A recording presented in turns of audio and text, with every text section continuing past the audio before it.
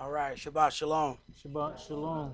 which is peace on Yahweh's holy Sabbath day. As we know, we are um, gathered together to keep um, the holiest day of the year. And a lot of times, people think that that is Passover. But um, because a lot of, I guess, these things have been turned into some kind of pep rallies, if you will. People really don't understand the significance of each one of those days and how they actually play into the ultimate redemption of the children of Israel. Having your sins passed over is one thing. Having your sins atoned for is something altogether different. And people don't get that. So you find the biggest hoopla about Passover, Passover, Passover. Yet there's still a part that needs to happen, which is the reconciliation, which is having things put back the way they were. It's like the easiest way to explain it. It's like you break something. Um, your parents come home and they decide to pass over that whooping. They don't punish you for that. But guess what? That stuff still broke. You hadn't fixed the stuff. Atonement is putting that stuff back right the way it was before you messed it up. And those are the things that, because we get into all of the hoopla of all of the gatherings, we really don't understand the purpose of these things. So you'll find people coming from miles and miles around to do things as far as Passover, not understanding that the ultimate part of the spiritual completion, which is why Tabernacles is at the end, you have to spiritually go through each one of those steps to get to that ultimate part where we end up tabernacling with Christ. But it takes atonement for that to happen. And there was a part of atonement that was taking place within the Passover. That's what the Mashiach was doing for us. So there's bits and pieces of those things that ends up escaping us, because people kind of look at Passover as the Hebrew Easter. And Easter, people come from everywhere, and this is the one time when people who hadn't gone to church all year, they get the best clothes. It turned into a fashion show that the churches end up renting out other rooms. They were some of those mega churches were renting out the Fox Theater because they couldn't even fit all of the people within their building when it came down to those things. But we can't treat the holy things of Yahweh in that manner. And we have to understand that each one of these things plays its part in the redemption of the children of Israel. I was talking to someone earlier, and it was, we were discussing how the thing that was given to us in Christianity, the ultimate prize, when you consider it, you got to die to get it. You got to die to go to heaven. Yahweh gave you a paradise here on earth for you to live in it. Since we messed that up, we have to do all of these things to get back our paradise. But we don't have to die to get it. We're supposed to live in our paradise, not die for it. And that's the things that's we have to deal with all the various doctrines. But brother, go ahead and read the oracles that we may entreat the angel that stands at the door to come in and sup with us and us with him. 1 Peter chapter 4, verses 7 through 11. Excuse me. But the end of all things is at hand. Be you therefore sober and watch unto prayer. And above all things have fervent love among yourselves, for love shall cover the multitude of sins. Use hospitality one to another without grudging. As every man has received the gift, even so minister the same one to another as good stewards of the manifold grace of Elohim. If any man speak, let him speak as the oracles of Elohim. If any man minister, let him do it as of the ability which Elohim gives, that Elohim in all things may be glorified through Yahshua the Mashiach, to whom be praise and dominion forever and ever. Amen. Ephesians chapter 4, verses 29 through chapter 5 and verse 4. Let no corrupt communication proceed out of your mouth, but that which is good to the use of edifying, that it may minister grace unto the hearers. And grieve not the Holy Spirit of Elohim, whereby you are sealed until the day of redemption. Let all bitterness and wrath and anger and clamor and evil speaking be put away from you with all malice. And be you kind one to another, tender-hearted, forgiving one another, even as Elohim for Yahshua's sake has forgiven you. Be you therefore followers of Elohim, as their children, and walk in love, as the Mashiach also have loved us, and has given himself for us an offering and sacrifice to Elohim for a sweet-smelling savor. But fornication and all uncleanness or covetousness, let it not be once named among you as becomes saints. Neither filthiness, nor foolish talking, nor jesting, which are not convenient, but rather giving of thanks. Ecclesiastes chapter 5, verses 1 and 2. Keep your foot when you go to the house of Elohim, and be more ready to hear than to give the sacrifice of fools, for they consider not that they do evil. Be not rash with your mouth, and let not your heart be hasty to utter anything before Elohim. For Elohim is in heaven, and you upon earth, therefore let your words be few. Exodus chapter 23, verses 20 and 21. Behold, I send an angel before you, to keep you in the way, and to bring you into the place which I have prepared. Beware of him, and obey his voice. Provoke him not, for he will not pardon your transgressions, for my name is in him. Revelations chapter 3, verses 20 through 22. Behold, I stand at the door and knock. If any man hear my voice and open the door, I will come into him, and will sup with him, and he with me. To him that overcomes will I grant to sit with me in my throne, even as I have also overcame, and am sat down with my Father in his throne. He that has an ear, let him hear what the Spirit says unto the churches. All right, we're going to begin today's sermon in Genesis chapter 27. And we're going to read verses 1 through 10. Genesis chapter 27 and verses 1 through 10. And it came to pass that when Esau was old, and his eyes were dim, so that he could not see, he called Esau his eldest son, and said unto him, My son. And he said unto him, Behold, here I am. And he said, Behold now, I am old, I know not the day of my death. Now therefore take, I pray you, your weapons, your quiver, and your bow, and go out to the field, and take me some venison. And make me savory meat, such as I love, and bring it to me, that I may eat, that my soul may be blessed, that my soul may bless you before I die. Now, you have to consider several things here. In Genesis 25 and verse 28, it says, And Esau loved Esau because he did eat of his venison, but Rebekah loved Jacob. When you have a situation where somebody loves you because of something that you are basically providing for them, you have a situation. This is ended up also being a weakness for Esau.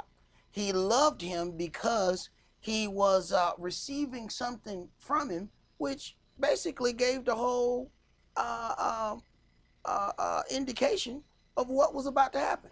If he had just called the boy in and said, let me bless you, it would have been a done deal. Nobody would have had an opportunity to present anything, to do anything. But because there was a little something in his heart about what he was receiving from his son, then this gave an opportunity for all of these things. But you have to be careful anyway when somebody has love for you because of what you provide for them. As soon as they get through getting that, they're going to show you how they really feel. Trust me, I've housed a couple of people, and they didn't tell me how they really thought until they was on their way out the door. Keep reading. Verse 5. And Rebekah heard when Esau spake to Esau his son. And Esau went to the field to hunt for venison and to bring it. Now, the first thing you have to see is that he's having to go hunt for the venison. All right? So this lets you know this is not anything that's raised. This is not anything that can be offered on Yahweh's altar. This is wild game. Pay attention. Go ahead. And Rebekah spake unto Jacob her son, saying, Behold, I heard your father speak unto Esau your brother, saying, Bring me venison, and make me savory meat, that I may eat, and bless you before Yahweh, before my death. Now therefore, my son, obey my voice according to that which I command you. Go now to the flock. Go to the flock. Go to the stuff that we know about. Go to the stuff that we have raised. This stuff is already here. Go ahead. And fetch me from thence 2 good kids of the goats. These are things that would understand that there is no law. There is no official law code whatsoever. But these are things that will be offered on Yahweh's altar. Venison is deer. Okay? So, automatically, you have 2 whole different doctrines here. You have the things that can be offered on Yahweh's altar, which is why we use the ram's horn. The kadu is basically this thing here, this antelope, venison. So when you look at the people of Esau and all the people that follow them, what do you see? The horn that comes from the venison. That's what the kadu is. See, people look at things, but they really don't know what they're looking at. Then you deal with the things that come from the flock. That would be that horn, the ram's horn. Those are things that can be offered on Yahweh's altar. So you see 2 totally different doctrines. Now you got our people influenced by it. So now we're walking around with the kadu, which comes from the beginning, the child that's getting cut off. And we don't see it.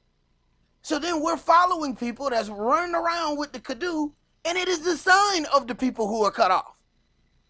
And we don't see it. And it's right there in the beginning before anything is even set in order. Just like when Esau is getting ready to be offered up, what was caught in the thicket by its horns? A ram. So you automatically have one symbol for the son of the holy seed, one symbol for the sons of the unholy seed. And here it is, we walk around with the sign of the unholy seed and swear we're doing something. Go ahead. And I'll make them savory meat for your father, such as he loves. And you shall bring it to your father, that he may eat, and that he may bless you before his death. All right, now let's go to Leviticus chapter 16. So she said, go get me these things from the flock. See, wild game is not offered.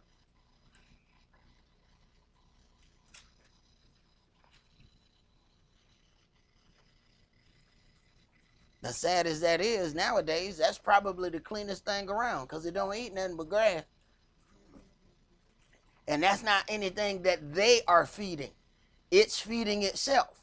See, now, even the cow and all of those things that's supposed to eat grass, man, they feeding it all kind of antibiotics. They feeding it all kind of hormones. That's the stuff that's making these kids grow up. And at 12, they look 26. Because they gave steroids to the cow to make the cow and the chicken grow up in a week.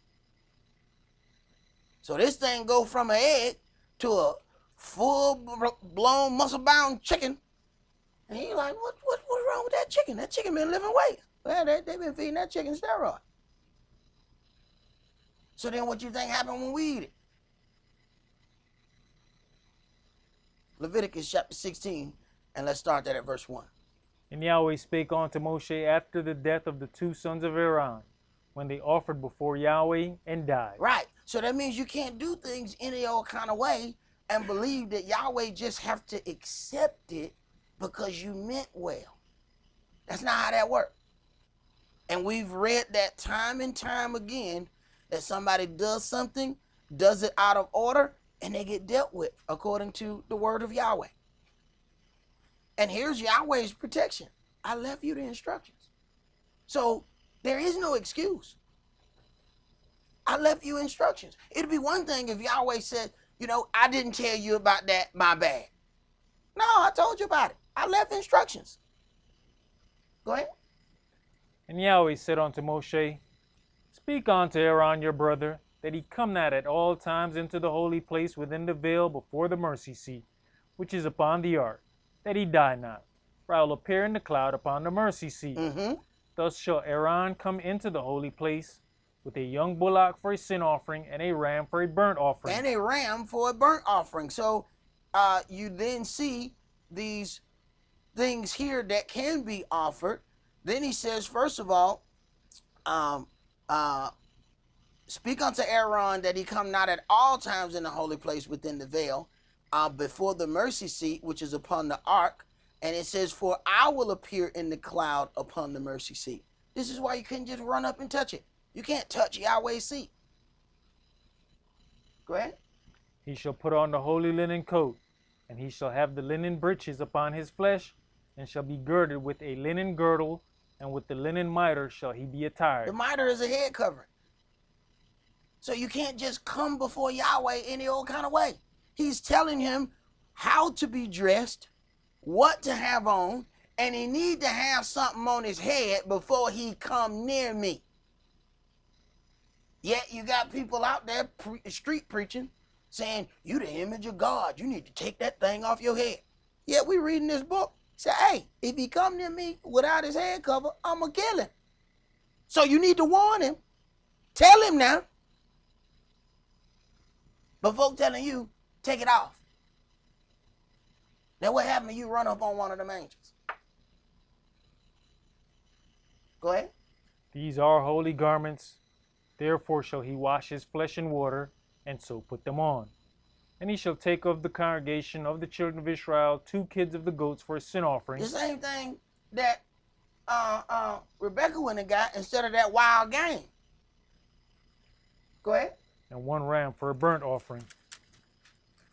And Aaron shall offer his bullock of the sin offering, which is for himself, and make an atonement for himself and for his house. And he shall take the 2 goats, and present them before Yahweh at the door of the tabernacle of the congregation. Now, what did she say go get? I'm sorry, what did she say? Well, how many? 2. 2. Okay. So she sent for 2 kids of the goats, and he went for some wild game. Okay. People say it don't matter. Right. Okay. Go ahead. And Aaron shall cast lots upon the 2 goats, 1 lot for Yahweh, and the other lot for the scapegoat. And Aaron shall bring the goat upon which Yahweh's lot fell, and offer him for a sin offering. But the goat, on which the lot fell to be the scapegoat, shall be presented alive before Yahweh, to make an atonement with him, and to let him go for a scapegoat into the wilderness. Right. So she says go get 2. One of them is for the scapegoat to be presented alive. 1 makes atonement. Go ahead. And Aaron shall bring the bullock of the sin offering, which is for himself, and shall make an atonement for himself and for his house, and shall kill the bullock of the sin offering, which is for himself. And he shall take a censer full of burning coals of fire from off the altar before Yahweh, and his hands full of sweet incense beaten small, and bring it within the veil. And he shall put the incense upon the fire before Yahweh, that the cloud of the incense may cover the mercy seat that is upon the testimony, that he die not. That he die not. So these things have to be done a certain way so that the wrath of Yahweh does not come upon them. You know, we kind of forget that even within recent times, the robes just came off of the pastors. Even the Sunday morning pastors who said that there is no law, that they didn't have to abide by anything. They just took the robes off about 20, 30 years ago. Before that, every last one of them had a robe on. That was according to the things that were given here. They were supposed to be dressed a certain way. Go ahead. Leviticus chapter 16 and verse 14. And he shall take of the blood of the bullock, and sprinkle it with his finger upon the mercy seat eastward, and before the mercy seat shall he sprinkle of the blood with his finger 7 times. Then shall he kill the goat of the sin offering, that is for the people, and bring his blood within the veil, and do with that blood as he did with the blood of the bullock, and sprinkle it upon the mercy seat and before the mercy seat. And he shall make an atonement for the holy place, because of the uncleanness of the children of Israel, and because of their transgressions and all their sins. And so shall he do for the tabernacle of the congregation that remains among them in the midst of their uncleanness. And there shall be no man in the tabernacle of the congregation when he goes in to make an atonement in the holy place. There shall be no man in the tabernacle of the congregation when he goes in to make an atonement in the holy place. This is on a totally different level here. Go ahead. Until he come out and have made an atonement for himself and for his household and for all the congregation of Israel. As we go through this atonement and as we afflict ourselves, we should be praying for ourselves and for our households. Go ahead. And he shall go out onto the altar that is before Yahweh, and make an atonement for it, and shall take of the blood of the bullock and of the blood of the goat, and put it upon the horns of the altar round about. And he shall sprinkle of the blood upon it with his finger 7 times, and cleanse it, and hallow it from the uncleanness of the children of Israel. And when he has made an end of reconciling the holy place. And that's your word. Atonement. When you get to the New Testament, what you're going to start running into is words like reconciliation. You're not going to see atonement. And what people don't understand is those are meaning the same thing. So when you're reading the New Testament and you're looking for atonement and you don't find it, what you're going to find is reconciliation. Go ahead. And the tabernacle of the congregation and the altar, he shall bring the live goat. And Aaron shall lay both his hands upon the head of the live goat, and confess over him all the lawlessness of the children of Israel, and all their transgression and all their sins, putting them upon the head of the goat, and shall send him away by the hand of a fit man into the wilderness. Mm-hmm. And the goat shall bear upon him all their lawlessness unto a land not inhabited, and he shall let go the goat into the wilderness. Right. So then this goat then carries the sins of the children of Israel. And then, of course, if we then look at the situation that was presented with the Mashiach, we then had them, they said, you know, hey, they have an opportunity to let someone go. What they did was let go the murderer, but kill Christ. Go ahead. And Aaron shall come into the tabernacle of the congregation, and shall put off the linen garments which he put on when he went into the holy place, and shall leave them there. Mm-hmm. And he shall wash his flesh with water in the holy place, and put on his garments, and come forth and offer his burnt offering and the burnt offering of the people, and make an atonement for himself and for the people. Now, pay attention in verse 23. It says, and Aaron shall come into the tabernacle of the congregation and put off the linen garments which he put on when he went into the holiest of the place, all right, which is signified behind the veil, and leave them there. And as we read in other places, we find out because he will then sanctify the people with the clothing that he had on when he did the service. Now, why is that important? Because you have these people now who then say, when the Messiah, when the woman touched the hem of his garment, she was healed because she touched his fringes. The clothing is holy because of what he did with the clothing on. So they had to take those clothes off, or else the people were made holy because of what he did with the clothes on. So people don't get that. So they think that, oh, it was the fringe on the Mashiach's clothing that so-called healed the people. No, he was doing holy service with the clothes on. The clothes is sanctified as well. And this is going all the way down to the beginning of the book. So the Messiah hasn't done anything that wasn't being done in the beginning.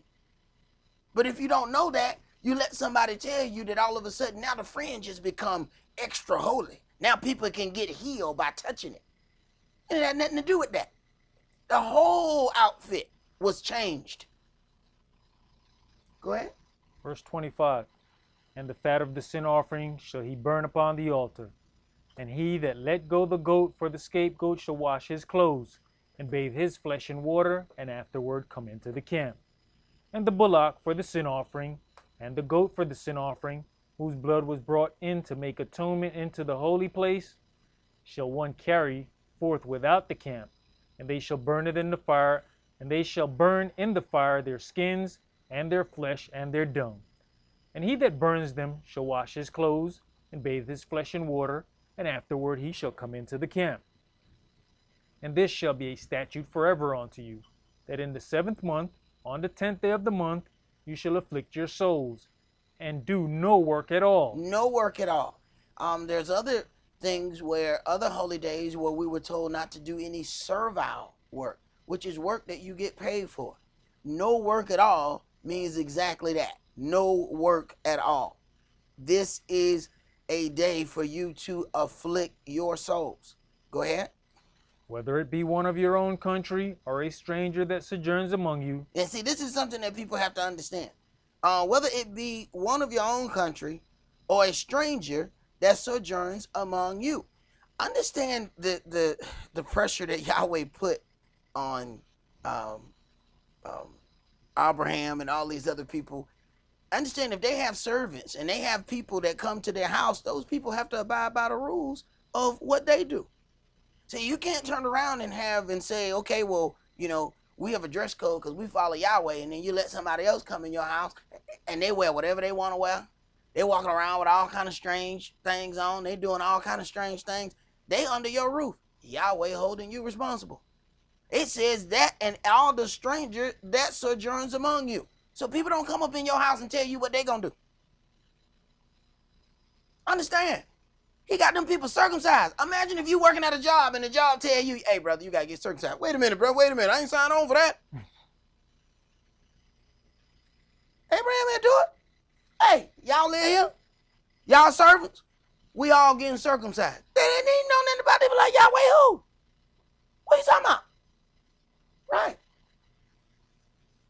It's one law for Israel and the stranger that sojourns among you.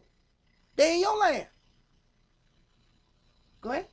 For on that day shall the priest make an atonement for you, to cleanse you, that you may be clean from all your sins before Yahweh. It shall be a Shabbat of rest unto you, and you shall afflict your souls by a statute forever. And the priest, whom he shall anoint, and whom he shall consecrate to minister in the priest's office in his father's stead, shall make the atonement, and shall put on the linen clothes, even the holy garments. Right, and we have to understand that there are holy garments. We get kind of caught up into that thing that you can just come as you are, and a man should not wear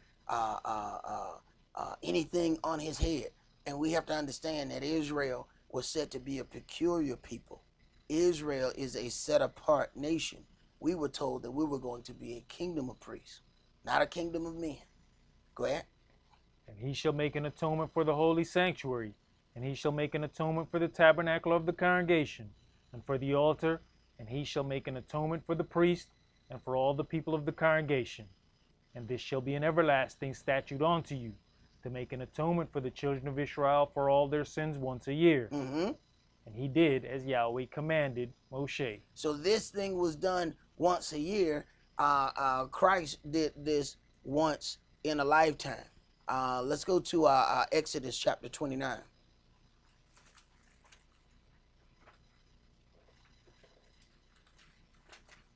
Exodus chapter 29, and let's read verses 38 through 46.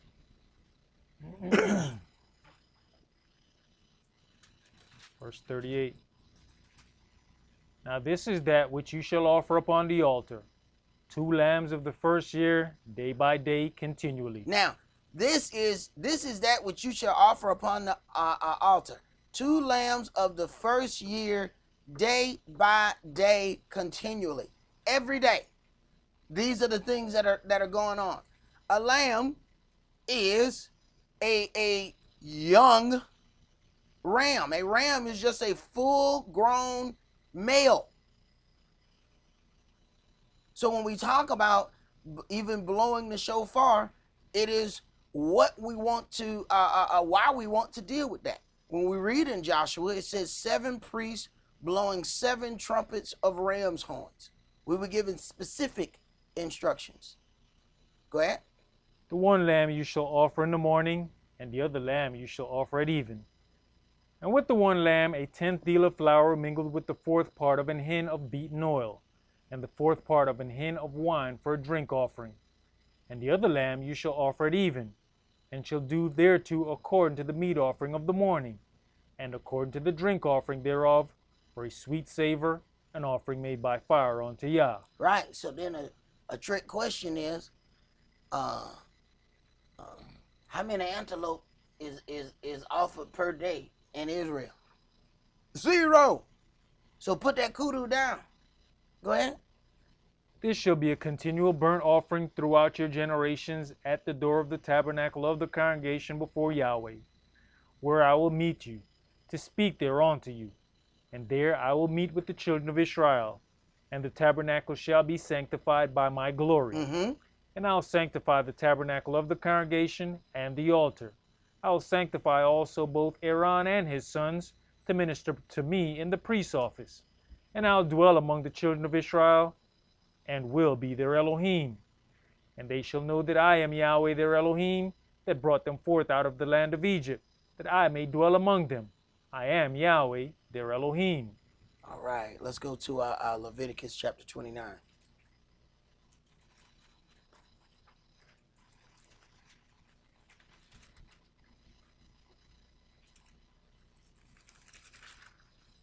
got something there wrong. That ain't right.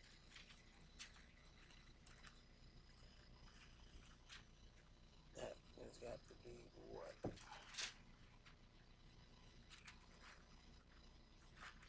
That's not it. That can't be right.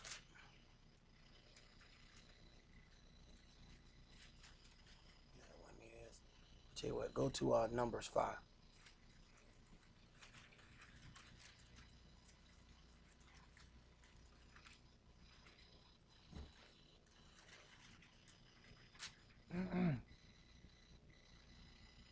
Numbers chapter 5 and verse 1. And Yahweh spake unto Moshe, saying, Command the children of Israel that they put out of the camp every leper, and every one that has an issue, and whosoever is defiled by the dead. Both male and female shall you put out.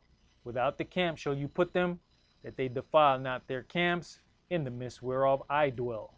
And the children of Israel did so, and put them out without the camp. As Yahweh spake unto Moshe, so did the children of Israel. And Yahweh spake unto Moshe, saying, Speak unto the children of Israel, when a man or woman shall commit any sin that men commit, to do a trespass against Yahweh, and that person be guilty, then they shall confess their sin which they have done, and he shall recompense his trespass with the principal thereof, and add unto it the 5th part thereof, and give it unto him against whom he has trespassed. So then the first step of that, then they shall confess their sin which they have done, and he shall recompense his trespass with the principal thereof, and add unto it the 5th part thereof. So when you're talking about reconciliation and putting things back the way that it was, the first step of that is confessing what has been done. What we have a lot of times is situations where once something is brought to light, people think, well, my bad. They think that pretty much covers that, but that doesn't put things the way that it was before. See, if they have a car accident, there's some kind of restitution that has to be paid. You can't just say, well, my bad. Imagine if somebody hit your car and that's all they said to you. My bad. Well, who's going to fix my car? I got to get to work tomorrow. You can't just offer a my bad and everything goes back to the way that it was before. No, there has to be some reconciliation. There has to be some atoning for that thing. Now, there are situations, of course, where we won't be able to do that upon each individual. Well, then that puts us in that place where then Yahweh presents situations for us to make atonement for the things that we have done.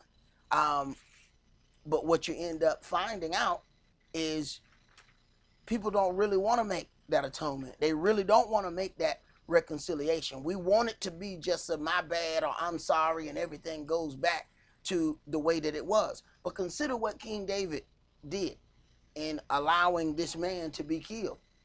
My bad ain't gonna cut it. I'm sorry. First of all, the man gone. He can't restore the man. So who he got to restore that to? Yahweh. So then all the issues and the problems that he's going through, that's his restitution. He's got to make reconciliation for the things that he has done.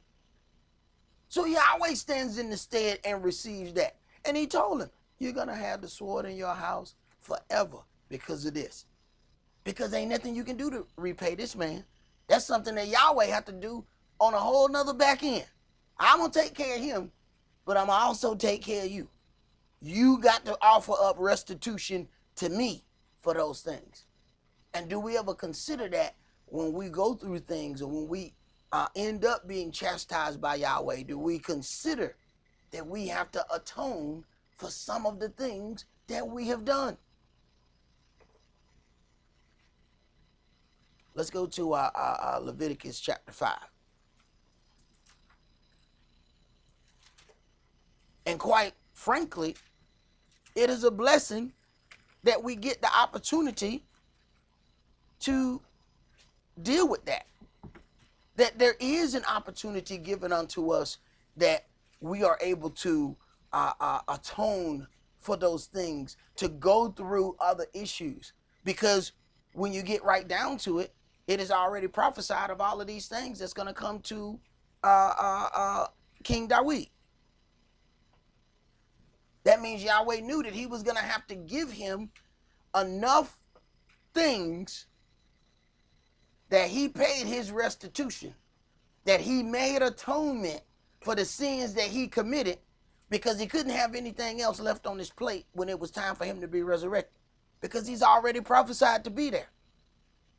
So Yahweh, no, I got to make sure you pay for this on this side of the fence.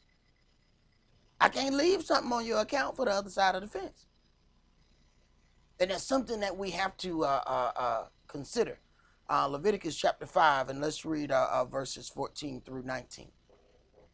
And Yahweh spake unto Moshe, saying, If a soul commit a trespass and sin through ignorance in the holy things of Yah, then he shall bring for his trespass unto Yah a ram without blemish out of the flock. So if a soul commit a trespass and sin through ignorance in the holy things, he has to then bring a ram. A lot of times people don't know how many times we're going to read within these things, a ram, a ram, a ram, a ram. And because people haven't read it, this is why they allow people to tell them it don't matter what horn you blow. This is why they let people tell them that lie. But when you start going through this and you start reading constantly, over and over, a ram, a ram, a ram, a ram, a ram, a ram, a lamb, a ram, a lamb, a ram, a lamb. How you let somebody tell you a kudu? You don't hear that nowhere. Go ahead. With your estimation by shekels of silver, after the shekel of the sanctuary, for a trespass offering. And he shall make amends for the harm that he has done in the holy thing, and shall add the 5th part thereto, and give it unto the priest.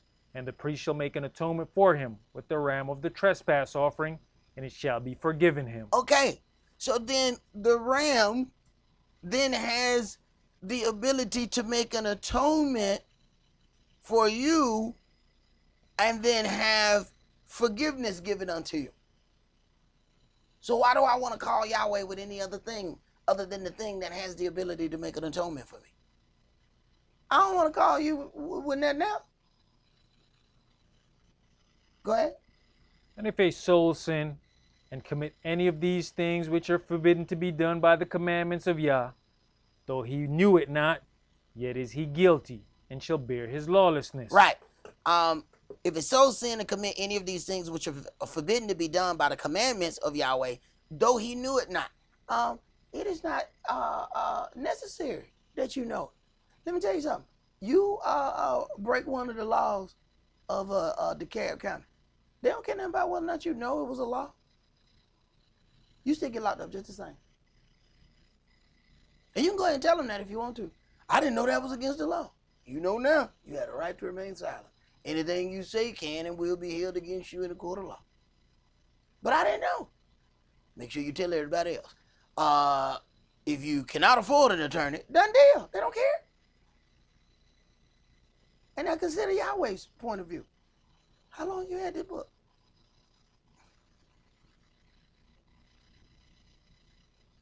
So how we get to go before him with the veil of ignorance?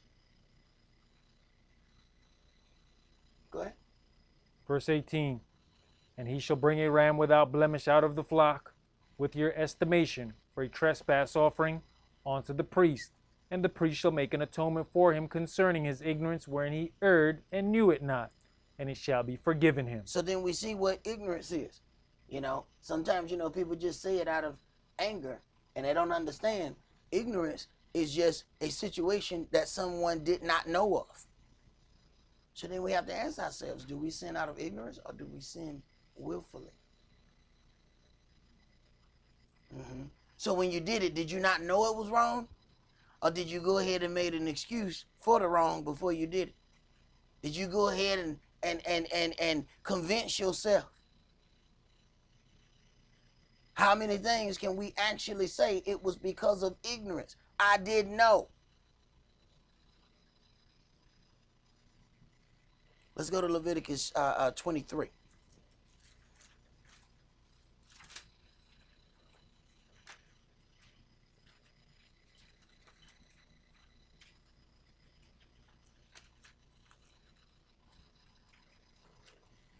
Leviticus 23, and let's start that at verse 26. We're going to read verses 26 through 32. And Yahweh spake unto Moshe, saying, also on the 10th day of this 7th month there shall be a day of atonement. It shall be an holy convocation unto you. So then it is a Sabbath. You are not to work. It is a holy convocation. And so many times we see these things and we forget that holy convocation means that certain things have to happen in a certain way for it to be holy. He didn't just say convocation. It has to be a holy convocation. So there's certain things that has to be in order. Go ahead. And you shall afflict your souls and offer an offering made by fire unto Yah. So now we understand that Yahshua has taken care of the offering part, at least for a time. Then we keep the righteousness of that law. That sacrificial part has been fulfilled by the Mashiach. Go ahead. And you shall do no work in that same day, for it is a day of atonement, to make an atonement for you before Yahweh your Elohim. And you see, when you start reading the things of Yahweh, that he makes sure that he presents the same thing several times, because he knows the children of Israel, that we will look for a loophole. We've been taught to look for loopholes.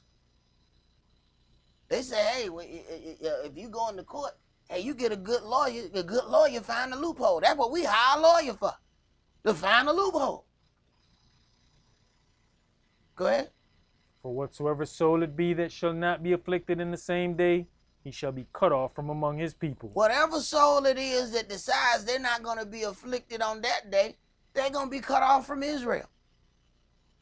Go ahead. And whatsoever soul it be that does any work in that same day, the same soul will I destroy from among his people. So, sounds like you're pretty serious about it to me. Go ahead. You shall do no manner of work. It shall be a statute forever throughout your generations in all your dwellings. It shall be unto you a Shabbat of rest, and you shall afflict your souls. In the 9th day of the month at even, from even unto even, shall you celebrate your Shabbat. Right.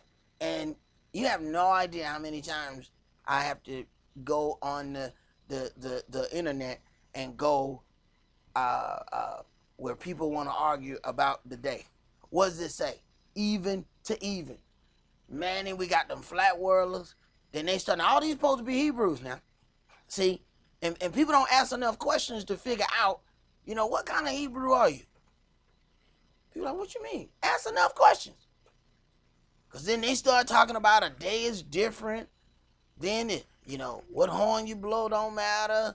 Clean or unclean don't matter. All of these things, it just jumps in and out. You have to talk to people long enough to figure out, well, what kind of Hebrews are you? And why is that, you know, something that's foreign to us? That we just think there's a one-size-fits-all doctrine. We came out of Sunday morning church. The Methodists wasn't the same as the Baptists. So why are we confused? Why do we think all of it is the same? We didn't come from that. Now, the people don't necessarily know what the differences are because they themselves didn't choose those religions. We were Baptists or Methodists. We were whatever the slave master was that owned our family. And we carried those things on. So that's why we really couldn't tell you what the differences were. But you didn't find the Methodists just say, well, you know what, today I'm going to the Baptist church. And we just going to hang. Matter of fact, all the Methodists, let's go to the Baptist church. They're going to turn you around. Same thing within this Hebrew Israelite faith. You can't just run and think because they're Hebrew Israelite that we must all have the same doctrine. Did you finish that? Yes, sir. Let's go to Daniel chapter 9.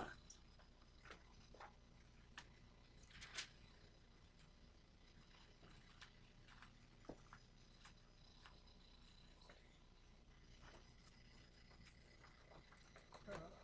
9:13.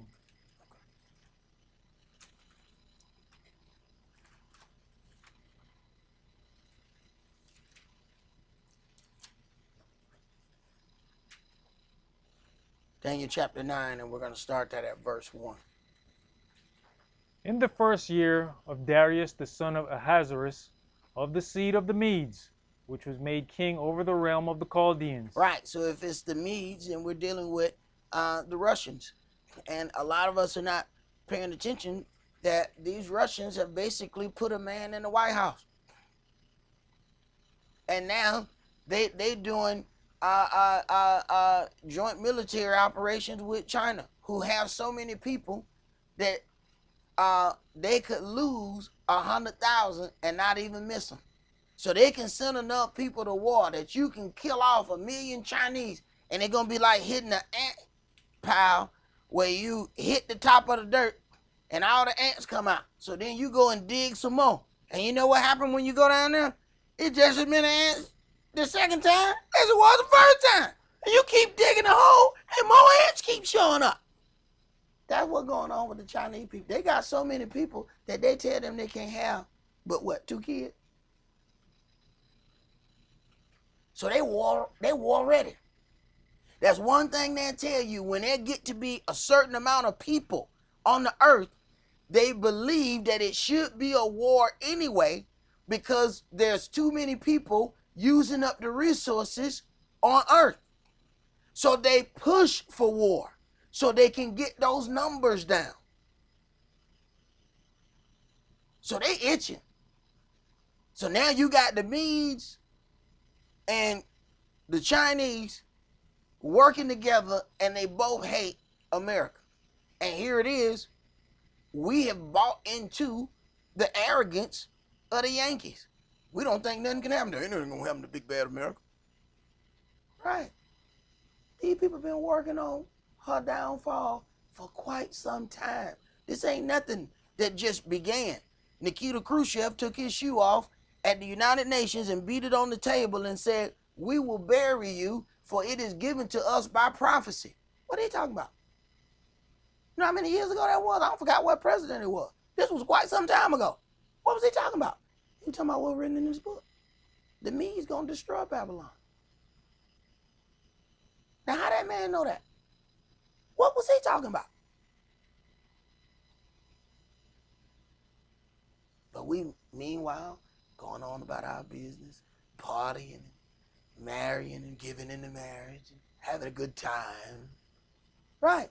And these people getting ready for war. All this war stuff, all of you see NFL, NBA, all of these things are starting to have more and more ties in Europe and in Asia. They getting ready. They're already putting all of their resources in the place that's going to be standing once this fall. A wise person said a long time ago, follow the white man money. If you ain't sure where destruction going to be at, just follow the white man money. When you see the white man moving all his money over here, something about to happen over here on this other side. Why they taking all that money over there? Right. They're getting ready. Right before the economy crashed, when President Bush got there, his first so-called executive order, or whatever he did, his first law, was you can take out of a 401k to give to a non-profit organization. Didn't make no sense to us because we ain't had no money. But what was he doing? He knew he was going to tank the economy. So what did all his rich friends do? They took all of their money out of their 401ks and basically liquidated them to each other. They all had non-profit organizations. So I empty out $2 million out of my 401k, give it to Barack. Barack take out $2 million out of his 401k, give it to me. What did we just do? We just liquidated our 401ks without tax penalty. But see, black people, we still party. We still party. We didn't even notice it. Then when everything hit, all our 401ks tanked. People who had $500,000 ended up with $100,000 in their 401k. This was supposed to be their nest egg. Gone. Meanwhile, these folks have already liquidated all their money and got their stuff out so that when it tanked, it didn't bother them. See, there's a move, and there's like these pre-war logistics that happen. And because we haven't seen a shot fired, we don't understand that the war has already begun. By the time you hit a shot, they've been at war for 10 years. They've been already moving, doing the logistics. If you're waiting to hit a shot, oh man, the thing gonna be over by the time you hit a shot. If you're trying to get ready then, it's done deal. Go ahead. Verse 2. In the first year of his reign, I, Daniel, understood by the books the number of the years, whereof the word of Yahweh came to Jeremiah the prophet, that he would accomplish 70 years in the desolations of Jerusalem. And I set my face unto Adonaiah, to seek by prayer and supplications with fasting and sackcloth and ashes. And sackcloth and ashes is the opposite of vanity. Sackcloth is very rough and coarse, and the ashes were used to disfigure their look so that they didn't come before Yahweh with any vanity. Now, when you look at that, then people will say, we've had people who had issues with not being able to wear makeup on the Sabbath day. You come before, their whole part of humbling themselves was disfiguring their look, not painting themselves with paint, not doing those things. So I set my face unto the Adonai Elohim to seek by prayer and supplications with fasting, sackcloth, and ashes. But then, of course, Israel then eventually makes this a trivial thing, that then we do it for the look of it instead of for the righteousness of it. Go ahead. And I prayed unto Yahweh my Elohim and made my confession. Once again, when we deal with certain things, I made my confession. There's a part where then we have to confess that thing. And let me tell you something. Israel got a real problem with that. Because to confess, you got to humble yourself. And sometimes there's so much dirt being done, people like, look, I can't confess all this here. There's a lot of dirt. You better go before Yahweh. You can't go before that individual. Go ahead. And said, O Adonai, the great and dreadful Elohim, keeping the covenant and mercy to them that love him, and to them that keep his commandments. We have sinned, and have committed lawlessness, and have done wickedly, and have rebelled, even by departing from your precepts and from your judgments. Now, you have to consider that the person who's making this confession is probably the most righteous one around. But he's making confession for sins that he himself may have never done. He's making confession for his people. This is something that Israel has somehow lost because we've gotten so individualized that every man is for himself. He's offering up prayers, confessing faults, confessing things that he has probably never done in his life. Go ahead. Neither have we hearkened unto your servants the prophets, which spake in your name to our kings, our princes, and our fathers, and to all the people of the land. O Adonai, righteousness belongs unto you, but unto us confusion of faces, as at this day. To the men of Yehuda, and to the inhabitants of Jerusalem, and unto all Yisrael, that are near and that are far off, through all the countries whither you have driven them. Through all the countries where you have driven them. So, as it is written, and it's one of those things that we have to remember from the beginning. Yahweh said, you're going to either serve me or you're going to serve your enemy in your enemy's land. So the ultimate key to our freedom is to learn how to serve Yahweh.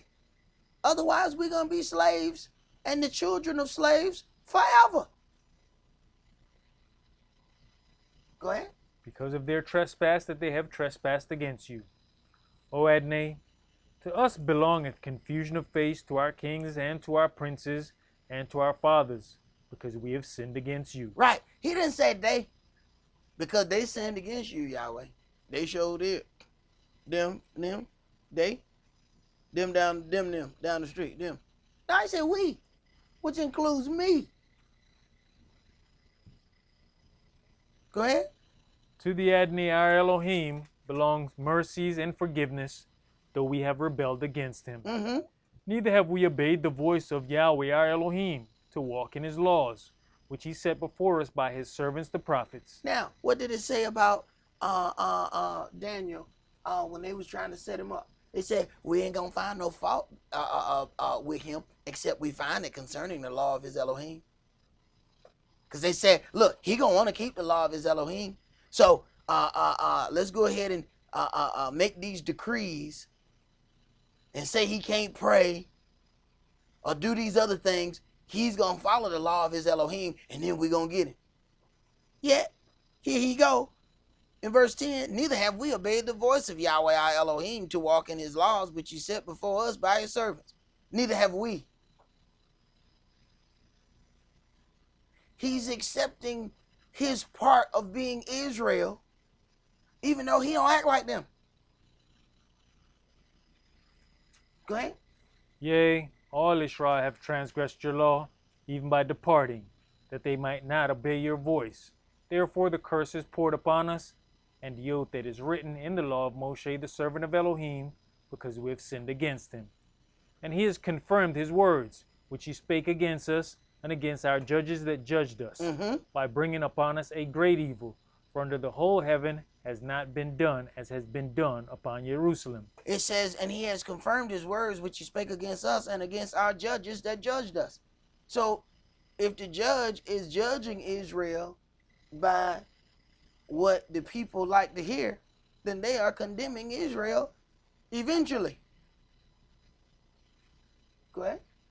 Verse 13. As it is written in the law of Moshe, all this evil is come upon us. Yet made we not our prayer before Yahweh our Elohim, that we might turn from our lawlessness and understand your truth. Therefore has Yahweh watched upon the evil, and brought it upon us. And Yahweh our Elohim is righteous in all his works which he does, for we obeyed not his voice. And now, O Adonai our Elohim, that has brought your people forth out of the land of Egypt with a mighty hand, and has gotten you renown, as at this day, we have sinned, we have done wickedly. O Adonai, according to all your righteousness, I beseech you, let your anger and your fury be turned away from your city Jerusalem, your holy mountain, because of our sins and for the lawlessness of our fathers. Jerusalem and your people are becoming a reproach to all that are about us. Right. We have become a reproach to all that are about us. All you gotta do is turn on the 6 o'clock news and just watch. It's like they enjoy showing all of the things that we do wrong. And our young generation, give them plenty to watch. You watch them on TV doing crime, trying to run away, still ain't got sense enough to put their pants up. And then can't figure out why they got locked up. Bruh, your pants was at your knees, bruh. That's why you got caught. The dude that caught you was like 400 pounds, bruh. You like 18. There ain't no way a 400-pound man should be able to catch an 18-year-old. You have any idea how fast I was at 18? But these kids have stunted their own speed. They ain't got. They still trying to be cool when it ain't time to be cool. See, this is what happens when you're just young and dumb. You don't even know when it's time to be cool. Still walking around, bro. You about to do something wrong. You ain't got sense enough to know. You ought to have on 2 belts. But you see how vanity gets you? That you still want to be cool though ain't nobody looking. They put on all black and a ski mask and still put it pants down. What kind of idiot do you have to be? Go ahead, bro. Verse 17. Now therefore, O our Elohim, hear the prayer of your servant and his supplications, and cause your face to shine upon your sanctuary that is desolate, for Yahweh's sake, for the Adonai's sake, pardon me. O my Elohim, incline your ear and hear. Open your eyes and behold our desolations and the city which is called by your name. For we do not present our supplications before you for our righteousness, but for your great mercies. Okay. The city which is called by your name. What's the name of the city? Israel. Because we ain't never lived in a city named Yahweh. See, people don't know the name of Israel is holy. See, that's why we end up profaning the name, doing all this mess that we end up doing. We so busy thinking about, oh, don't use the name Yahweh, and then we won't blaspheme that name. Not understanding. You already blasphemed the name, a holy name of Israel. They knew El before they knew anything. El and El Shaddai. Israel is a holy name.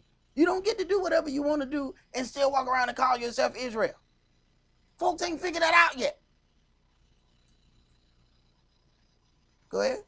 O Adonai, hear, O Adonai, forgive, O Adonai, hearken and do. Defer not, for your own sake, O my Elohim, for your city and your people are called by your name. And whilst I was speaking and praying and confessing my sin and the sin of my people Israel, and presenting my supplication before Yahweh my Elohim for the holy mountain of my Elohim, yea, whilst I was speaking in prayer, even the man Gabriel, whom I had seen in a vision at the beginning, being caused to fly swiftly, touched me about the time of the evening oblation. And he informed me and talked with me, and said, O Daniel, I am now come forth to give you skill and understanding. At the beginning of your supplications, the commandment came forth. At the beginning of your supplication, the commandment came forth. So when you started talking, Yahweh said, go take care of that. But he's still praying, go take care of that. Now he's making confession of all of these things for the children of Israel. Somebody got to do it. Moshe had to stand in the breach for Israel, and the whole time they ready to stone him. But that's Israel. That's why Yahshua said, O Israel, you that stone them that are sent unto you. Why do we stone the ones that are sent unto us? Because they don't say niceties. That's why we get a bag of rocks for the real servants of Yahweh. Because they don't walk around just tell everybody everything they want to hear. So people ready to do something to them. But we embrace the heathen like it ain't nothing. Because the heathen speak nice. But that's the one that's getting you killed. Go ahead. And I am come to show you, for you are greatly beloved. Therefore understand the matter, and consider the vision. 70 weeks are determined upon your people and upon your holy city, to finish the transgression, and to make an end of sins, and to make reconciliation for lawlessness. Now we go again. That word, reconciliation, pay attention to that word. You're going to see that Old and New Testament. But because people don't see the word atonement, they think all of those things are done away. Go ahead. And to bring in everlasting righteousness, and to seal up the vision and prophecy, and to anoint the most holy. All right, let's go to Isaiah chapter 58.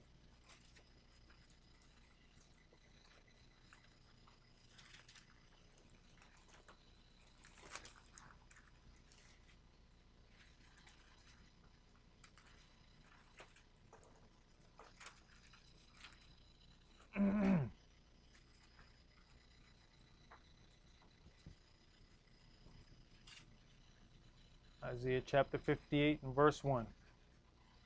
Cry aloud, spare not, lift up your voice like a trumpet, and show my people their transgression, and the house of Jacob their sins. Wait a minute. Cry loud, spare not. Lift up your voice like a trumpet. You know how loud the trumpet is, okay? And show my people their transgression. You think these people are the most loved people around?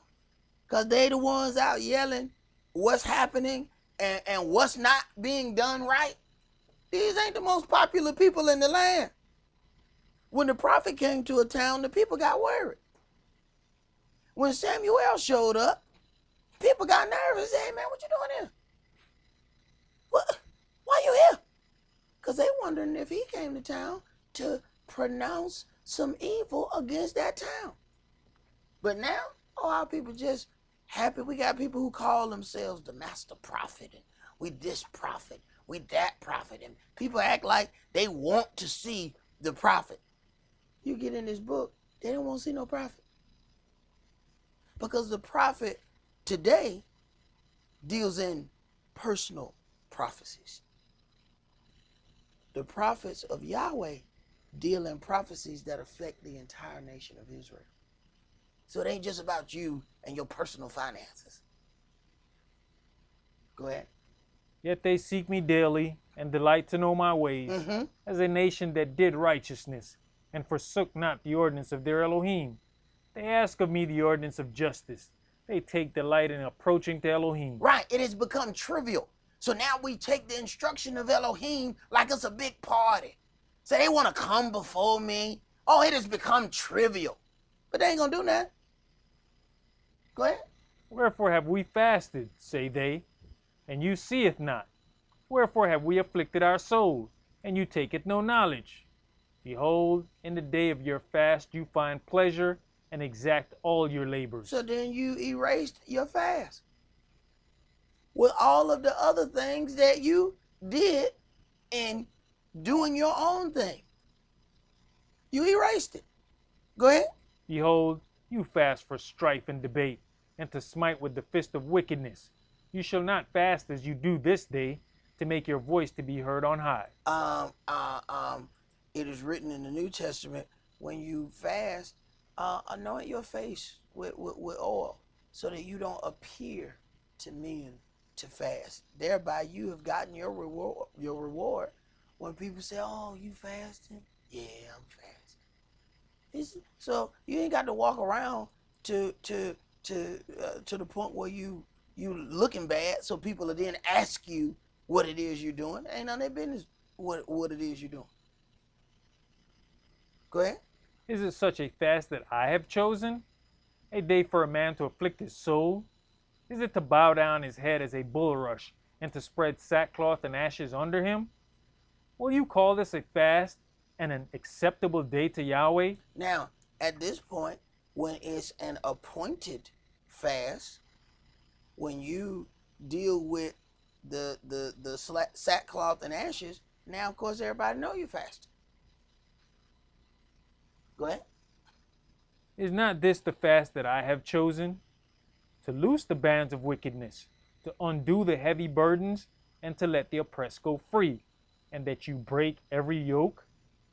Is it not to deal your bread to the hungry, and that you bring the poor that are cast out to your house? When you see the naked, that you cover him, and that you hide not yourself from your own flesh. Then shall your light break forth as the morning, and your health shall spring forth speedily, and your righteousness shall go before you. The glory of Yahweh shall be your reward. Then shall you call, and Yahweh shall answer. You shall cry, and he shall say, Here I am. If you take away from the midst of you the yoke, the putting forth of the finger, and speaking vanity, and if you draw out your soul to the hungry, and satisfy the afflicted soul, then shall your light rise in obscurity, and your darkness be as the noonday. And Yahweh shall guide you continually, and satisfy your soul in drought, and make fat your bones, and you shall be like a watered garden, and like a spring of water, whose waters fail not. You know, when you get into even the law of us having our own fields, we were not supposed to glean our own vineyard, meaning that there were certain parts you picked the ripe fruits, the things that were not ripe. You left those things on there, and the poor was able to come and pick through those fields and eat those things. That's why it says you're not supposed to go over your fields again the second time to go and pick the stuff that wasn't right before. So Yahweh was setting a way to feed the hungry. But we've gotten so individualized, we don't consider that everything that came to us is not for us. Go ahead. And they that shall be of you shall build the old waste places. You shall raise up the foundations of many generations, and you shall be called the repairer of the breach, the restorer of paths to dwell in. If you turn away your foot from the Shabbat, from doing your pleasure on my holy day. Right, and you have to be careful, because this right here has been disguised greatly in Israel. Because if you're not having a holy convocation, and then all of the things to make a convocation holy have been pulled away from the convocation, then you're just having a good time on Yahweh's Sabbath day. You just party. See, the adversary of the devil is very good at disguising. See, there are certain things that we know is the opposite of the word. But then it's those ones that are close, that's just a hair off. The adversary present those too.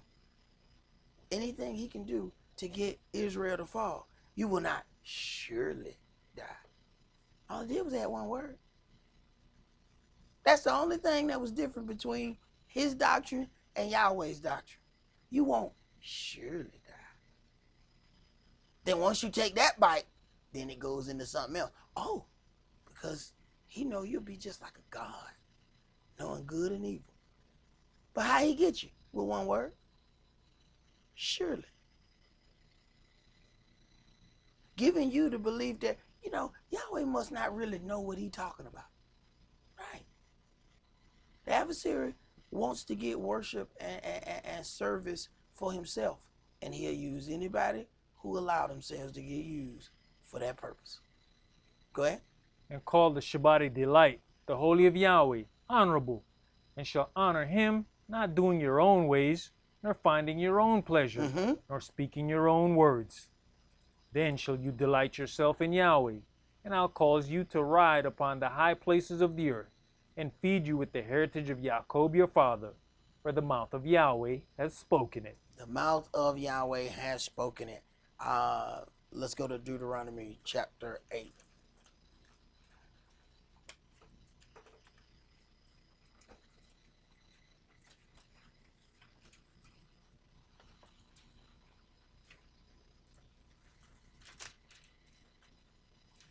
Deuteronomy chapter 8, and let's read verses 1 through 6.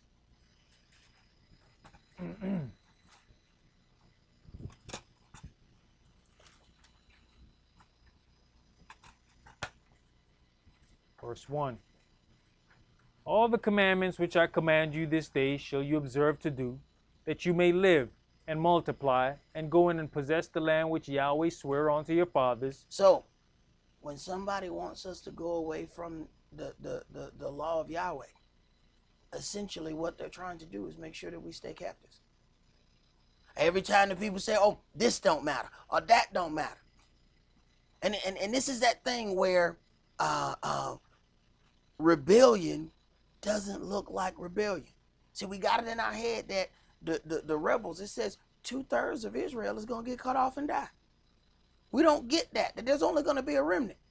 So the broad path that many are going to follow is going to get Israel killed. What we want to believe is that broad path includes only the people of other faiths. That's what we want to believe. We want to believe that any Hebrew going to make it. Wrong answer. Many of those are rebels. And the issue is, some of them the nicest rebels you ever did see. I mean, they sweet as diabetes. Just at night, you need an insulin shot when they even talk to you. Right. But you're going to find when it come down to the things that's supposed to be done, oh, don't do that. Oh, won't do that. Oh, ain't going to do that. Oh, can't do that. Won't do this. Right, rebels. But they'll smile in your face like ain't nothing. But when it comes down to this word, they're not going to do it. So when people are doing that, we have to see that for what it is. They're trying to keep you in captivity. Because Yahweh has already given you the keys out of your captivity. He already told you how you were going to be captive if you don't follow me, because Israel was created to be a servant. So if you don't serve Yahweh, you were created to serve. You have to ask yourself, why did these people go all the way across the globe to get one group of people? Says, anybody know about serving? It's these people. Because this is what you were created for. So they knew who they was coming to get. And they knew that the power of Yahweh had been taken away from us because we didn't serve him correctly. And understand, these same people now, they got your book. So they're reading the book before you. Look. They didn't serve their God right. So now they got to serve the nations. So I'm telling you, no matter how many of them and no matter how strong they are, we going to win. They're reading the book. They already knew. And that's exactly what happened. To this day, it confuses people. How people were just able to just take us and make us captive. Right. Because they were reading our book. And they already knew. So then they made sure, feed them pork. Feed them all these things that's going to keep them separated from Yahweh their Elohim. And as they stay powerless, we will continue to rule over them. And this is a powers that be type of thing. This is not about a color or some one group of people. No, Muslims had us in captivity longer than the Christians. So if you think this is a white thing, your brother in Habib done had us longer than them. And they was awful with it. Go ahead. Verse 2. And you shall remember all the way which Yahweh your Elohim led you these 40 years in the wilderness, to humble you and to prove you, to know what was in your heart, whether you would keep his commandments or no. Pay attention. He led you the 40 years in the wilderness to humble you. See, a lot of things happen to us for us to be humble, but then check this out. And to prove you, to know what was in your heart and whether you would keep his commandments. That's for you. Because understand, there's a whole lot of rebels that don't know they're rebels. So before Yahweh has the opportunity to deal with them, he got to prove to them that they're rebels. Because they think they're just like everybody else. They don't think they're rebels. That's just normal thought that come to their brain to do all the rebellious things against Yahweh's word. They figure, if I like it, Yahweh must like it too. I like it. I think it's wonderful. So Yahweh obviously must think it's wonderful too. That's the kind of thought process that'll get you killed. And you can't assume, because you don't like something, that Yahweh don't like it either. You might want to get in the book and see if he don't like it. You might not want to just take what you think, feel, and believe about certain things and just attribute that unto Yahweh. And we like to do that as well. Anytime something bad happened, Yahweh did such and such. Now Yahweh step back and let some things happen, because it's going to get some spiritual growth within us. But some of that we brought on ourselves. Go ahead.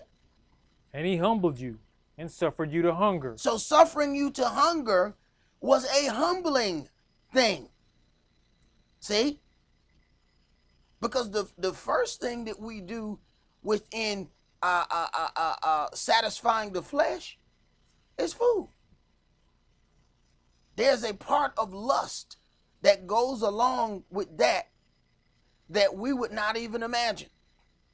There are places that the people don't get to just throw away food. We supersize stuff and we don't even be hungry. We get a gigantor cup of drink, only to pour the rest of it out. Matter of fact, you put so much ice in it that then the ice melt and that don't taste right. So then you just throw half the stuff out the window, whoosh, riding down the street. And then thirsty people are like, what did you just? I just threw out half a gallon of juice.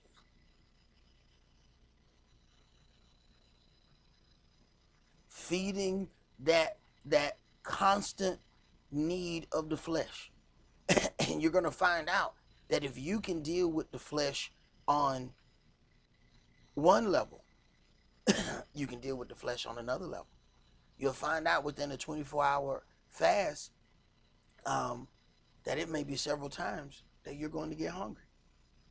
But as you fight those things and ignore those things, you'll find out that urge goes away. Well, then just pause for a second. Then think about some of those other urges that you have that are not connected to food. I gotta buy this. I gotta have that. I gotta have him. I gotta have her. I gotta do this. I gotta do that. Pause for a second. See if it go away, just like that hunger did. But if you answer the flesh every time it calls, flesh gonna rule you. That's all commercials are made for, is to appeal to your flesh. Pay attention to, and because we've gotten older, we don't, often go in the room when the kids watching TV. Sit in there and watch what happens when the commercials come on when the kids watch the TV.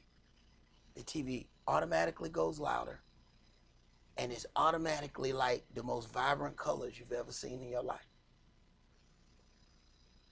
And before the commercial go off, your kid is already asking for what that is. Oh, Daddy, can I? Hush. Hush. Stop talking.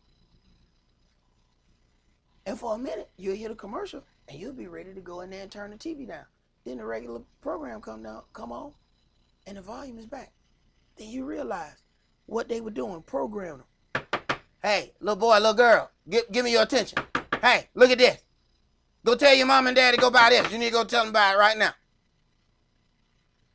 So we get trained to answer the calling of the flesh, to answer it constantly. They working on the children now. How many times you saw a commercial? Say, you know what, man? I think I want to go get me a Big Mac. Right. That thing was programming you to tell you what you like. How many people went and got a perm because they saw it on the box and said, man, this is what hair supposed to look like right here, because the commercial said this is what you're supposed to have. See, that Queen Version Remy. This is what you're supposed to have. Hey, brothers ain't innocent, because we used to get them ass curl, because they had the cool island brother on there. Hey, get the curls, man. You be like, yeah, man, we want to look like the island brother. Man, that dude was born with that hair, man. That ain't no ass curl. But that fake advertising got us. And we walking around greasy all everywhere, sitting on people's sofa, leaving that drip juice everywhere. Why? Because we don't watch that thing and listen to the calling of the flesh. The flesh is big business. And we being made merchandise of. So for 24 hours, Yahweh has ordained a fast for Israel. And what it is a repetitive thing that we have to do year by year to learn to put the flesh into subjection. Because if you don't, it'll rule over you. And feelings ain't nothing but flesh. Emotions ain't nothing but flesh. And there are people that have done great things for emotion. They didn't realize, oh man, that really didn't mean what I thought it meant. Right. Did you finish reading that, bro? Verse 3. And he humbled you and suffered you to hunger and fed you with manna, which you knew not, neither did your fathers know, that he might make you know that man does not live by bread only, but by every word that proceeds out of the mouth of Yahweh does man live. Right. But every word that proceeds out of the mouth of Yahweh does man live. Go ahead. Your raiment waxed not old upon you, neither did your foot swell these 40 years. You shall also consider in your heart that, as a man chasteneth his son, so Yahweh your Elohim chasteneth you. Right. If Yahweh don't chasten you, you're not one of his kids. He only disciplines his kids. That made no sense to me. You know, coming up, I was, you know, it gets you to the point where you are envious and angry at the wicked. See, we think that everybody that say Yahweh's name is a servant of Yahweh. So these people put out strange things and they do strange things, and you look and, man, they got all of this stuff and nothing happens to them. Right. They're not Yahweh kids. You do it, see what happens. And then we get mad because we do something stupid and then something happened to us. I can't believe Yahweh let that happen to me. That's what happened to children. He disciplined his children. He don't discipline Lucifer's children. Them ain't kids. He come down there, he get his. You, and you. Come here. Uh-oh, we in trouble. Yeah, but Yahweh, look at all them. The Yahweh, they doing it too. Yeah, but them Lucifer's kids. Let him discipline them. That's not his concern. He come to get his. So the very things that we be upset about is the very thing that prove that we're children of Yahweh. When you stop getting a whipping, be very worried. When you do something and don't nothing happen, be very, very worried. Because he has decided, you know what? I'm going to let that child go. Give me another one. Come here. You boy, come sit down here. You going on. Be very worried. Go ahead. Verse 6. Therefore you shall keep the commandments of Yahweh your Elohim, to walk in his ways and to fear him. Fear is respect. When you have a certain amount of respect, there's a certain amount of fear that is connected to that respect. They go hand in hand.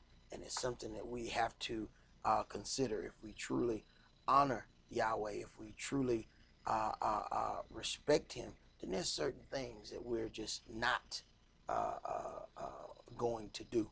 So let us consider those things. We have a 24-hour fast. We began at sundown, which was 8 o'clock, and we that then goes to 8 o'clock. Now I sent a email for those who have medical issues, you proceed with caution. Hopefully you guys got the email or the text earlier to drink water, because although your body can go without food, going without water can be very dangerous. Okay. You have to, and if you have medical issues, that can turn around and add to that. So let us consider those things. There's a reason why Yahweh said, do not do any work. We are creatures of habit. Every time I'm teaching, there's a little Yahweh cup that sit right here. You know, if that cup was right here, I would have already drunk some. Be careful what situations you put yourself in. You go and do something out of habit. Say, normally when I do this, I be eating some pretzels.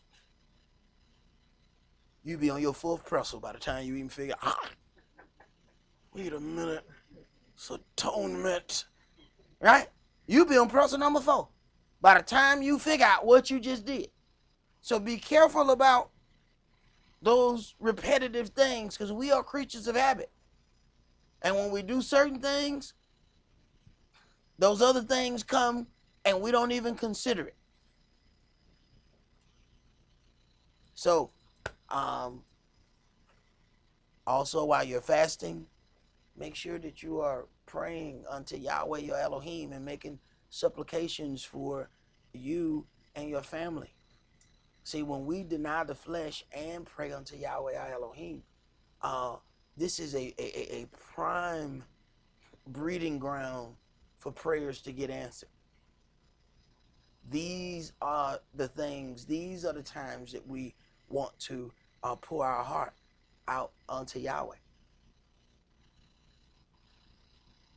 So consider those things, Israel, and guard yourselves according to the word.